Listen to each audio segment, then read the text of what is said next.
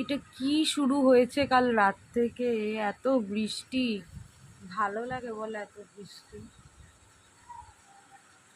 আজকে সকালে মা ফোন করলো, মাও বললো কালকে নাকি কলকাতাতেও ভালো বৃষ্টি হয়েছে, জল জমে গেছে। আমাদের বাড়ির ওখানে কখনো সেরকমভাবে জল জমে না, এবারে জল জমেছে, মানে কি হারে বৃষ্টি হয়েছে।